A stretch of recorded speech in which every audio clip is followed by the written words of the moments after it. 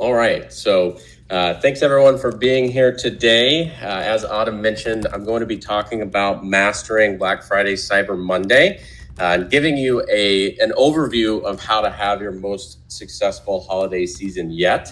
I mentioned half the effort, which I still do believe is true, but in this, it is pretty comprehensive. My stance there is that if you follow these pillars, then you're going to be able to set yourself up to not be planning at the last moment. So it will be half the mental effort, but it will be, obviously a lot of effort to put these things together. So the first thing I want to talk about, we'll talk about the agenda. So we've got the 4 phases of the holiday season: planning everything, account structure, optimizations, and a bonus checklist. So the first thing is talking about the 4 phases of the holiday season. Now, this is going to give you an overview of how we think through the holiday season, starting from present day all the way through the middle of January. So this is the timeline that I've used over the last 5 years to plan the holiday season for my clients. So phase 1, that's present day through Thanksgiving. This is a time period to build and test. So building audiences and generating awareness. Some brands have sales cycles that last for longer periods of time. So if you're a brand that takes consumers, let's say a month or 2 or even longer than that to consider purchasing your product, then now's the time to start driving that discovery and awareness to help them convert when the holiday time comes. So what are you doing now to drive that awareness and build up those audience pools? It's also a time period to test offers. Go through and try different offers to see what resonates with your audience now, to be more informed when the holiday season comes and help you make that decision on what sales that you do run. It's a time period where there is lower competition and lower costs. So to the point about running a sale earlier, let's say you're not going to go knee deep into, you don't want to put all your eggs into the core of the Black Friday, Cyber Monday sales period. It might be a time where you want to decide moving that sale up. Because the market's in buying mode and not everybody is exhausting all of their advertising budget.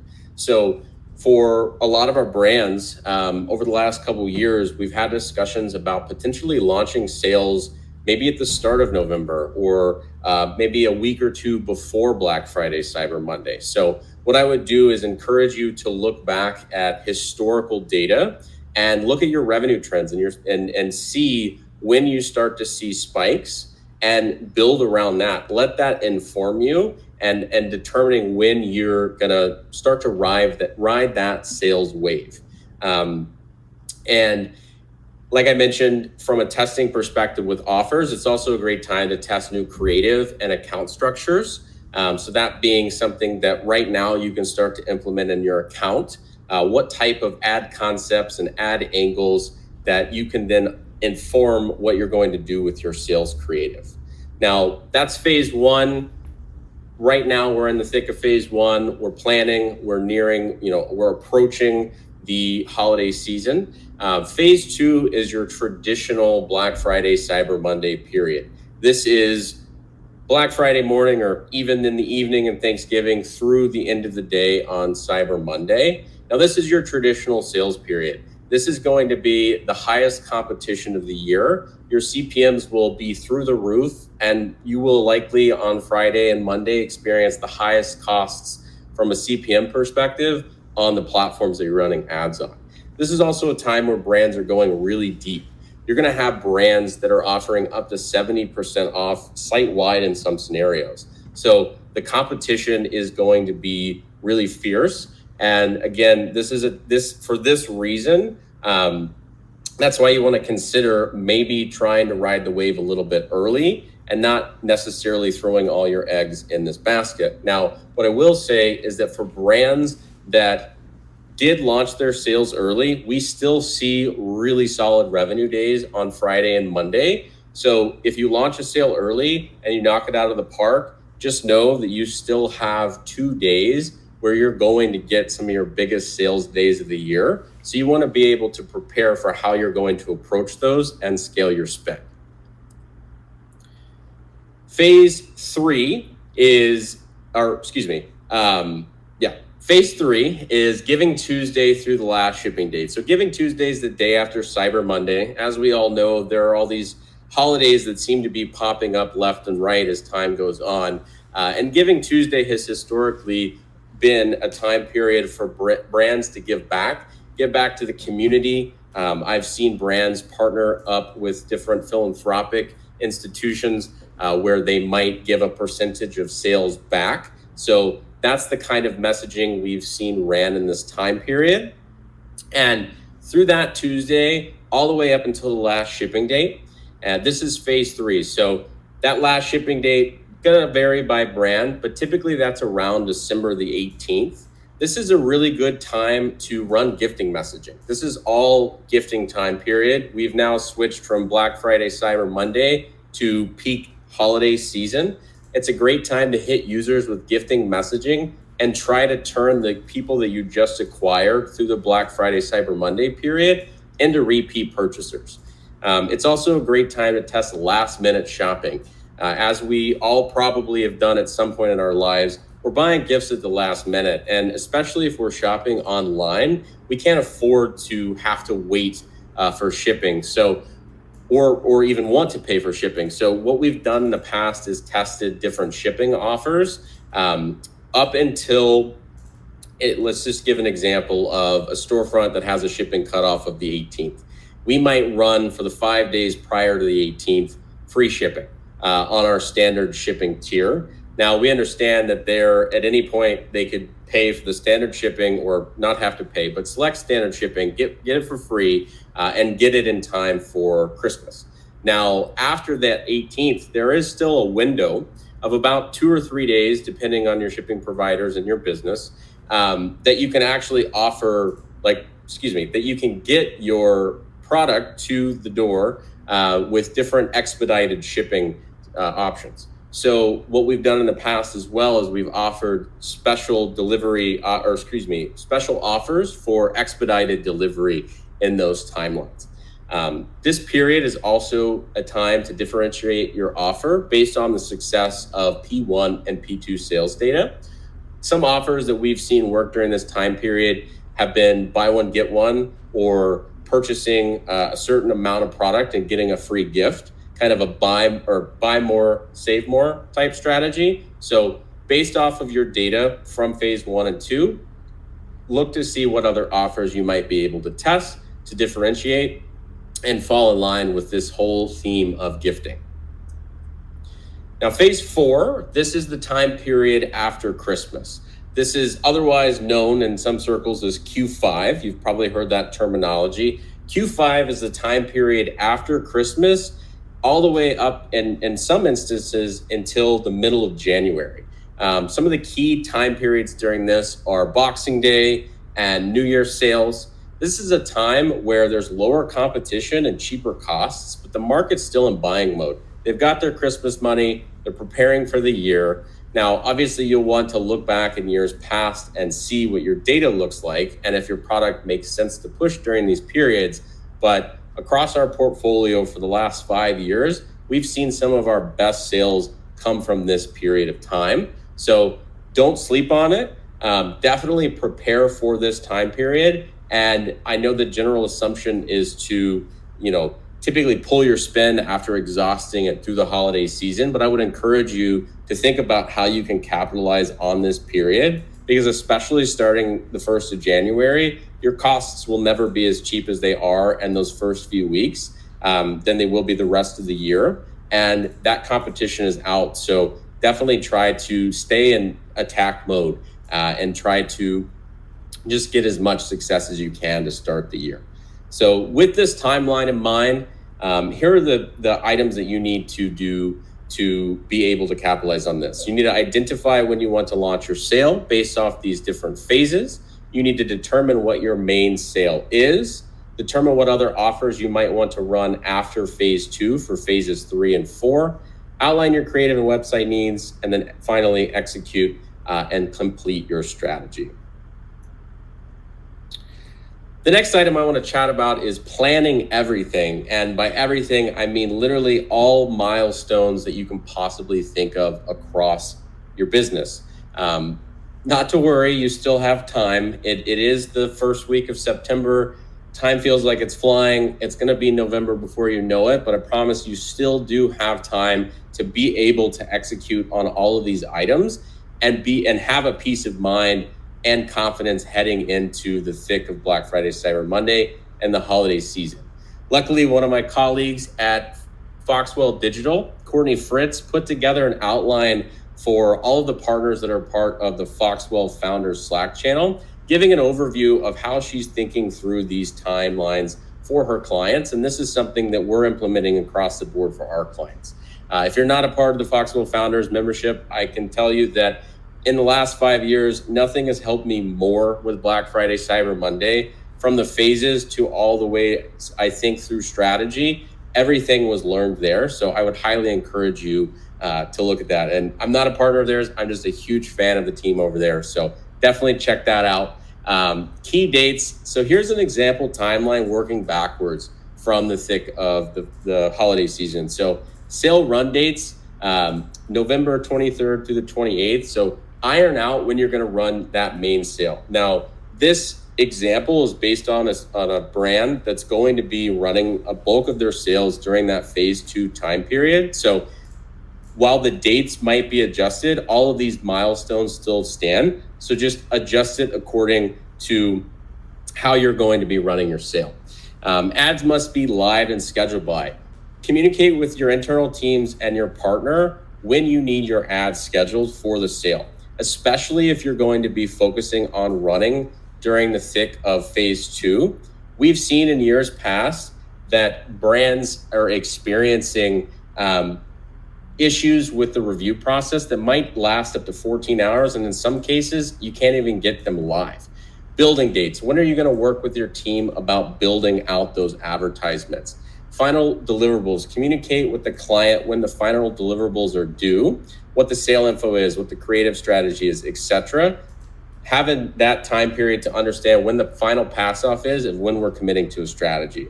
Strategy sessions, both internal and external. Plan with your internal teams and your partners when you're going to sit down and have a conversation and brainstorm all of the different items you're going to be working through.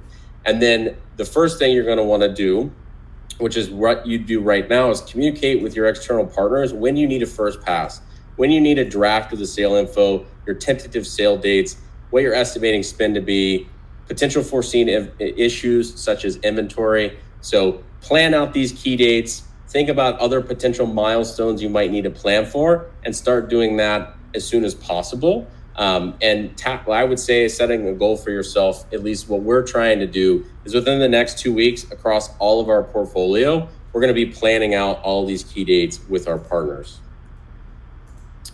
The next thing I want to talk about is account structure. So how to structure your actual ad account during this time period. Now, the biggest lesson that we've learned since iOS 14 is that Evergreen typically performs better than sale creative during these periods of time. Now, the reason for this, or my hypothesis, is that with the data loss that came with iOS 14, the algorithm needs more signal, as we know, to be able to optimize and find the right people. So if we're launching something the day the sale starts or a day or two before the sale starts for a short window of time, it takes some time for the algorithm to get up and running. So it makes sense that stuff that's been running in the account for a couple days, weeks, maybe even months is going to perform the best. So I would encourage you to lean into that during this time period. I'll show you in a moment here a graph where we were able to do this last year and a comparison to 2021 that's pretty striking. Start testing now. Knowing that Evergreen's going to work for you during this time period, start trying to find some business as usual campaigns and strategies in your account that are working that you can scale up during this time period. Some of the things that we're seeing work well right now across our portfolio is, of course, Advantage Plus. I'm sure everybody's testing that. Within Advantage Plus, we're spending probably 50%, 50 to 60% of our budget in accounts on Advantage Plus. For prospecting, we're typically setting that up with a 5% remarketing cap and then setting anywhere from 10 to 20 creatives. We've kind of found that to be the sweet spot. That's obviously going to depend on your budget level, but that's what we've seen work for us. I've also seen a lot of success with Proxima audiences. Proxima is a company that I consult with, and it is a audience platform that generates artificial intelligence audiences based off of your business. So essentially, with its partnership, it has data points, first-party data points from over 55 million shopper personas that is able to then find similar audiences, audiences similar to your brand that you can lean into with different tiers of high lifetime value, high AOV, frequency of purchasing in your category. That's something we've seen a lot of success with. Website shops optimizations are something to test, and have also seen some manual bidding start to work again, specifically cost caps on our end. So I would definitely encourage you to test in the account in that manner, but then also to test different creative strategies, creative concepts, creative angles, and landing pages so that you're prepared to be able to scale these up during the holiday season. The next part is separating your sales messaging. I like to separate all of sales messaging from business as usual, one from an organization standpoint and from a data analysis standpoint, but also because I don't want to interrupt my business as usual success by implementing something that is completely fresh into something that's already working. So I would suggest separating out the sales messaging. If you have creative that is like gifting oriented or kind of is in the angle of an offer but doesn't explicitly message the offer, that's something you could consider testing within your business as usual. But general rule of thumb is not to loop anything fresh into something that's already working and is already active. So I would suggest splitting that out. Creative diversity. One of the most important things nowadays is creative diversity, especially with the emergence of the Advantage Plus products within Meta. Advantage Plus relies heavily on creative to guide targeting. Much like broad audiences give the algorithm a wide runway to be able to find the right purchaser for your brand, so too does creative. So with the algorithm now looking at more creative inputs than ever, giving it a wide variety of different creative concepts and creative angles is going to allow it to find more people to convert and accomplish what your main optimization event is. So you should have a healthy mix of different videos, different links to videos, static imagery, carousels, GIFs, and also think about speaking to audiences across the entire funnel. We know that when we're in our Advantage Plus, we're setting a percentage of budget cap that the algorithm can use to spend on these remarketing audiences. And depending on how you have set up your audiences, you can set to only do past purchasers, but we've also seen success including engagement audiences within that, website audiences within that. So if you're going to do that, then definitely consider that in your creative strategy. Now, here's an example of a sale campaign setup that we're going to be implementing in accounts, understanding that we probably will spend about 50% of our budget on evergreen business as usual campaigns that are already working, while using the remaining budget to push the sale messaging. Now, obviously, during that time period, we're going to be moving the budget around based off what is working. But with what we've seen in the last couple of years, we're very confident in this approach. And so for our offer, for the most part in our accounts, we're going to be doing one ASC campaign set up on one day click. And we're going to be doing a 25 to 50% remarketing cap on that, understanding that we're going to be talking to all the audiences with our creative. And we're going to do 10 to 20 creatives within. Now, the 10 to 20 creatives is definitely going to be based off of your budget. But I do think that you can probably at any budget level, like around $1,000+ a day, 10 to 20 creatives is going to be fine. Of course, unless you have an extremely high AOV, but we won't talk about the different nuances there. So that's it for the account structure.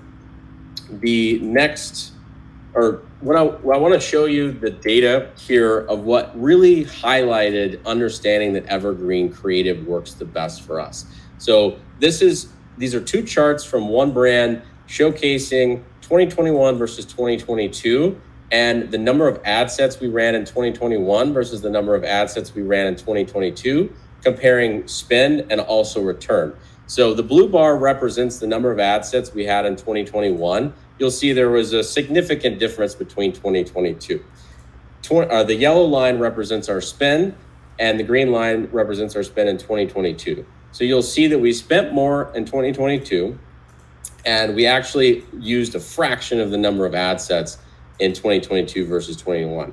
And on the right side, you'll see from a return perspective, we achieved a much higher return in 2022 over 2021, despite significantly consolidating this account and scaling much further. So this should give you confidence in knowing that you do not have to build out a million things in your account. Lean into evergreen and don't spend hours on end building stuff that you'll likely turn off within a couple of hours. I have done this way too many times in the last 5 years. And there have been instances where I built for 12 to 15 hours in an account, only for that to launch Friday night at midnight. And then by the time 2 p.m. rolled around, half, if not all of it was cut.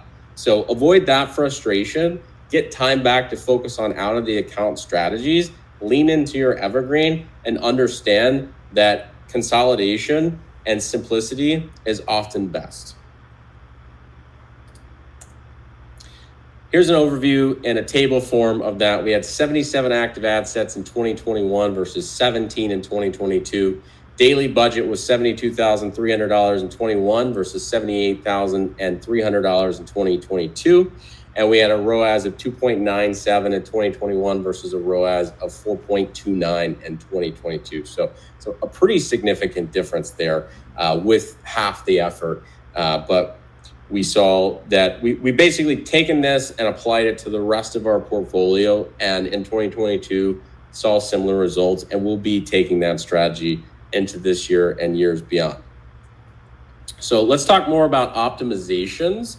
So with optimizations, one of the biggest things that I would encourage you to not do over this time period is to repeatedly check the account. You should not be checking the account more than once every 3 hours, frankly. We typically set no more than 4 checkpoints throughout the day and space these checkpoints out by 3 hours. The reason for this is if we make a change, it's very likely we don't have enough data within the next hour or even 2 hours to be able to understand the results of that change. So I would be very purposeful with how you're looking at the account and understand that you don't have to frequently look at it. And what will likely happen is if you continue to look at your accounts, you're more prone to making decisions that like tweaking that will actually hurt performance. As far as the morning is concerned, you likely won't have enough data by the morning to make decisions. So sit on your hands, be patient in the morning, look through, make sure everything's looking fine. Obviously, if you see something really pop off, you can scale up, but understand for the most part, if you see performance is meh or even bad, be patient and understand you need a higher volume to be able to make a decision. And set optimization intentions for each check-in. Now, if you plan accordingly, all of your optimizations should really revolve around budget optimizations and turning things on and off. So make sure that you know that in the morning, all I'm gonna do is QA. At noon, I'm going to maybe make budget optimizations. My intention is to scale the account. At 3 p.m., my intention is to see if those scales held, scale even further, or pull budget back. So be intentional with what you're coming into that check-in to do, and that's gonna help you have a clear mind and not overthink things. Another note is that weekend performance tends to be slower, so adjust your check-ins accordingly. Don't check 5 times on Saturday or Sunday when you understand that historically, and again, this might vary based off account to account, but typically what we've seen is Saturday and Sunday are slower. So for that, adjust your check-ins. You don't need to check as frequently as you will on Friday and Monday when things are really wrong. And to reiterate, leaning into evergreen, as I've already mentioned, this is something that I think you should take very seriously and scale into, and also help guide how you're optimizing the account. So resist the hesitation to build too many things, resist the hesitation to, in the thick of things, try to build out more, lean into that evergreen, because you can scale harder than you think that you can. Lean into the signal that's already there, and don't be afraid to scale budgets by 3 to 5x. Seriously, we have doubled, tripled, quadrupled, quintupled budgets and held efficiency. This is not a time period to be worried about what the algorithm is going to, how it's going to respond, or reverting the learning phase. Lean into the signal that's there. This is a platform that relies heavily on momentum. So if it's got good signal, reward it. Past trends are indicative of future results. Use historical data to understand how you should set budgets for each key period of Black Friday, Cyber Monday. So for example, look back on years past and see where your peaks. Plan your budget around that. Here's an example from a brand that over the last 2 years, this is how we've handled it. And every year we've inched up further. So typically from present day till Thanksgiving, we're spending around $35,000 a day in the account. We notice that we don't see a spike until the day of Black Friday. So we're not scaling until then. What we do is we drastically increase the budget on Friday, and then we'll adjust that accordingly over the weekend. But typically what that looks like is $35,000 a day up until Friday. Friday, we spend $100,000 a day. We then reduce by 43% heading into the weekend, monitoring budget, but typically holding at that level, and then increase again for Monday. So we're going $100,000 on Friday. We're going down to about $70,000 on Saturday and Sunday, and then back up to 100 on Monday.